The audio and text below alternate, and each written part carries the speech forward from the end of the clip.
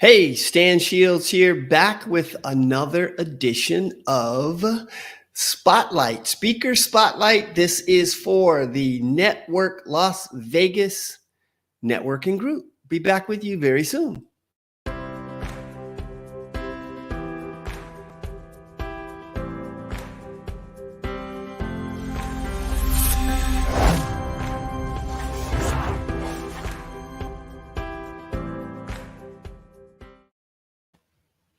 Hey, Stan Shields here. Glad you tuned in just to watch. This may end up being just a very quick little announcement about Network Las Vegas and who Network Las Vegas is, and an invitation for you to come and join us. I appreciate you plugging in even for just a few minutes here. We're broadcasting live on Facebook, LinkedIn. I almost said Twitter, but I mean YouTube, Facebook, LinkedIn, and YouTube. And I want you to just please like, subscribe, follow, whatever the case may be for whatever the platform it is that you're on. Go ahead and connect with us. But I am Stan Shields, Marketing Automation Solutions. I am your marketing automation guy. And I help people with marketing so that they put that marketing on autopilot and they're generating prospects and leads while they are sleeping. So we use some tools to do that, some software tools, as well as I use digital business cards and some software that can help you find your absolute best prospect, because your ideal customer helps you identify who your ideal prospect is. So I can help with those kinds of things. So feel free to reach out to me. You see on my handle there at Stan N Shields. That's how you can find me on every single social media channel. Love to connect with you. Let's talk a little bit about Network Las Vegas. Network Las Vegas is a networking group right here in Las Vegas. And at one point, we were focused totally on Las Vegas businesses. However, at this point, we've got members and people that are from around the country as well. So come check us out. We meet every first and third Wednesday of the month at 11:30 a.m. on those Wednesdays. We usually will have two speakers on those days so that you get to know the other members. It's an opportunity for speakers to kind of spotlight themselves and tell everybody about who they are and what it is that they do. And so we'll do that, as well as we'll do this live broadcast to highlight those speakers a little bit more and give them an opportunity to maybe even reach a little bit broader audience. And so come join us. It's the first and the third Wednesday of the month at 11:30 a.m. And let's see now. I think we have our first speaker that we're going to highlight. And actually, she's going to be our only speaker for today. But we're going to bring on the screen Robin Grayson. So hello, Robin. How are you? I'm doing great. How are you? I am good. I find myself in front of my camera. Make sure I got this right. Yeah, it looks like you got it. So there we go. I'm going to change that view a little bit so that one looks a little nicer, I think. So let's do this. Why don't we start off? I'm going to have you tell everybody just a little bit about who you are and your background. Okay. Okay. Well, great. Well, my name is Robin Grayson. I have been in the business brokerage, franchise consulting, and real estate arena combined for 30 years. And I have been living out here in Las Vegas since 2010. And I've been a member of Network Las Vegas, gosh, I think going on 6 months now, and loving the organization and super excited to be here today, Stan, and talk a little bit more about what I do and how I can help folks. Perfect. And so what is it that you do? Tell everybody what you do, because you've got a few things that you do, right? But tell everybody what you want them to know about today.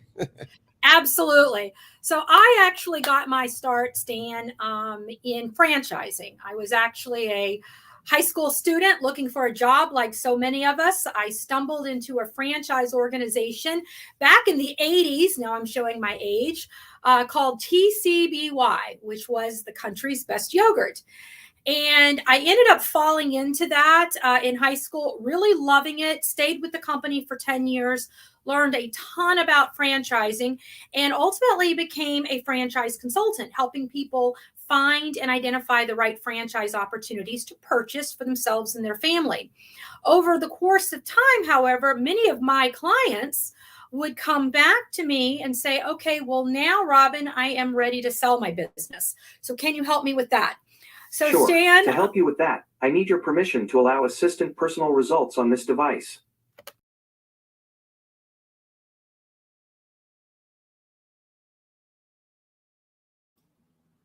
Well, that didn't go well. I think there was some button she hit that took her off. So obviously, Robin then works with franchisees, and so if you somebody that wants to become a franchisee, that's something that she can help people with. If they want to sell their franchise, that's something that she can help people with. So we'll ask some more questions about the whole franchise thing. So if you are, let's see, if you actually watch this and you have questions about franchise, be sure to put those questions down in the comments below. And then maybe we can get Robin to come back and answer some of those questions for you. I've got my own opinions with regard to a franchise. And so if Robin makes it back, we're going to then ask her some of those questions that maybe she can clear up maybe some of the myths about franchises, right? But we all know that whatever business it is that we go in, that business is a challenge, and there is a learning process. There's a learning curve that we have to go through. So a franchise is not going to be any different than that. And just because we go into a franchise doesn't necessarily mean that we're going to be successful with it. There's always a lot to learn. So hopefully we can get Robin back on, and Robin will be able to give us her take on what I just said right there, as well as additional info that we may want to, or that I'm sure she has on franchises. So let's see what she's got to say. So she made it back. There we go. Sorry about that. Modern technology when you're live. Yep. As I was mentioning, Stan, so many of my clients were coming to me looking to sell their businesses, at which time I was giving all of the advice and support away for free. And I like to say, I just had an epiphany one of these days, or at one point in time, and said, why the heck am I not adding this to my portfolio of offerings? So that's how the business brokerage, buying and selling business came along. And then from there, commercial leasing, commercial real estate, and real estate in general were added to the mix, again, as a need to provide more services and a better rounded services, in essence, I guess, for my clients. So that is what I do: franchise consulting, business brokerage of buying and selling businesses, and of course, any and all of your real estate needs, whether it be commercial or whether it be residential here in the state of Nevada. Okay, so let's talk about franchises for just a second here, because some people have a positive opinion about franchising and becoming a franchisee. Some other people don't have such a positive opinion. So, and I'm going to be transparent here and tell you that I'm kind of on that other side of, I don't think I want a franchise. So what I want to hear from you is, what are maybe the advantages of doing a franchise, and maybe what are some of the myths or whatever that people have these beliefs and these misconceptions about what a franchise is? Absolutely. And great question, Stan. I'm going to start off by saying franchising isn't for everyone. It does take a certain mindset and a personality to work well within a structured franchise system. And I think that's the best word to use. Franchising is very structured. It's formalized. It's very much, I compare it to living in a community with an HOA, living in a community without an HOA. So what are the advantages of a franchise? Well, certainly through this last pandemic and through previous recessions, the beauty of being part of a franchise and partnering, in essence, with the franchisor is you have an entire team at the corporate office, however many people those are, dedicated to your success and support. Now, Stan, you mentioned, you are not a franchisee, but you are a business owner. So I have to ask you, how many hats are you wearing as a business owner? A bunch. I don't even know how many. Exactly. And so with a franchise, while you are the owner of the company and of your business, you have a support system, everything from marketing support, research and development support, purchasing support. If you're buying, products for your franchise, you have support certainly through the pandemic where, oh my goodness, it's a new day. How do I stay in business? Imagine trying to do that, and you went through it, trying to do that without the support and without all of the brain power and all of the financial resources of a large organization that were able to come together and come up with those solutions. So if anything, I think this pandemic has demonstrated, quite frankly, just how valuable of a resource a franchisor can be, because they can turn on a dime and really, quote unquote, get with the new program, i.e. people can't go out of their house. So they may have needed to develop an app to have the delivery come to folks. Entire online platforms were developed. And quite frankly, as a small business owner, that would be done out of your pocket. Good news is the franchisor really invested those dollars and helped out. So that's one advantage. Another advantage is, as I mentioned, kind of like with the HOA, and this is what people see as a disadvantage. Robin, I'm restricted.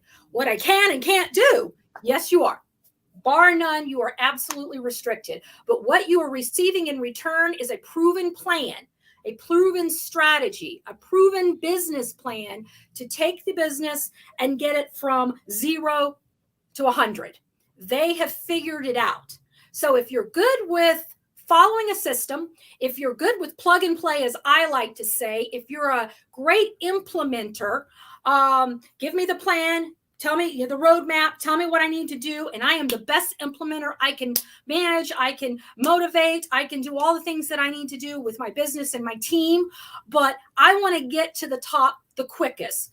Much, much quicker to do with the franchisor because they know the pitfalls. They can help you guide and navigate through all of that. But they can also maintain the value of your company. And that's the other thing that a lot of people don't like about franchising is those restrictions. Well, again, going back to that HOA example, why do you have an HOA? No, not to make your life miserable, although it may seem like it. The design of the HOA is actually to maintain your values, your home values. Yeah. And for many people, that's their biggest asset. Well, for business people, you want a strong franchisor that's going to have processes and systems in place to keep the system uniform so that there's an expectation from your customer and those expectations are met. It's very easy to describe with food, right? But with a food business, you're on one part of town, you're in Henderson, you're trying this great little hamburger joint. It's a franchise. It's great. You see them in Summerlin. You go out to Summerlin and it's a wreck for whatever reason.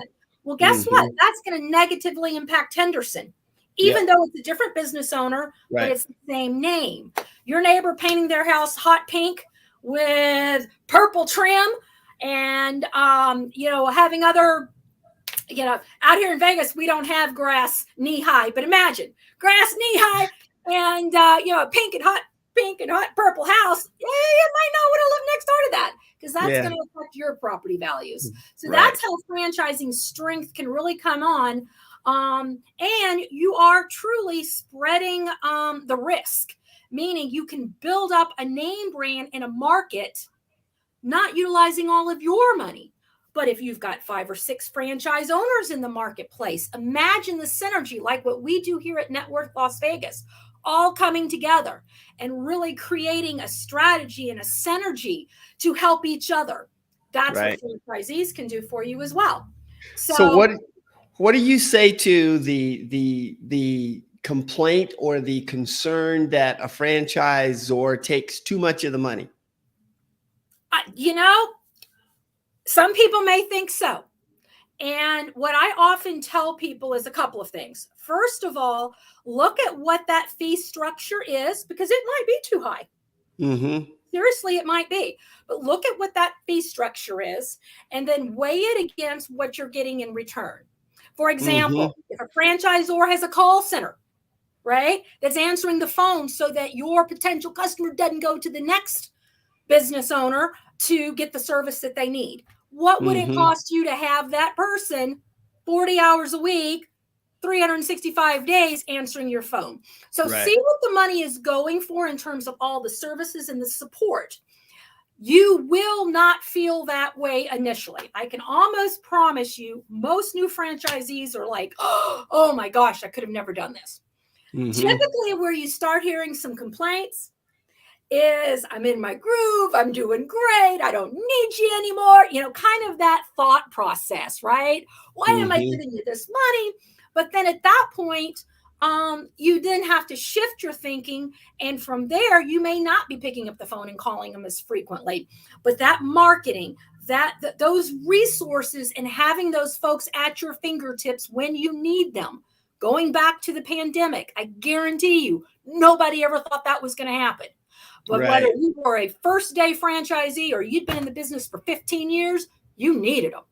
Yeah. And I promise you, what you've been paying for gives you kind of that quote unquote security of support throughout the duration of your business, regardless of whether you're on an upswing, downswing, or you're steady Eddie. You've got that. But you should evaluate what those fees are and what you receive. Got it. Good feedback there. So we are running out of time now. Is there any any kind of a offer that you have for the group? How can they get more information from you? I've got your info scrolling across the bottom. I hope that is all correct. Yes, sir, that is. And all I would say is if they have any questions about buying a business, starting a business, want more information about franchising, I do have a great resource that I can email you and you can take a look at the information, but it's an informational resource. So absolutely feel free to call or text me at that phone number or email me, of course, and I'll get that resource out to you right away. Now, for my residential clients and for my commercial real estate clients, if they have any questions about determining the values of their property, whether it be commercial or residential, I'll be able to help them compilate some comps and be able to, from an investment standpoint, look at that investment and see if they're getting a good, strong return on their dollar based on where the market is today. Because your cap rate may have looked good a couple years ago, but where is it today? And I do offer a free analysis for that as well. So a lot of good, valuable information, I think, is what I am, Stan, plus the solution when you're ready to pull the trigger. Awesome. Very good. All right. Well, thank you for showing up and being here with us today. We appreciate it. So we get people, I got to look at the camera. I'm looking over here at you. I got to remember to look over here at the camera. I have a whole different place where the camera is sitting.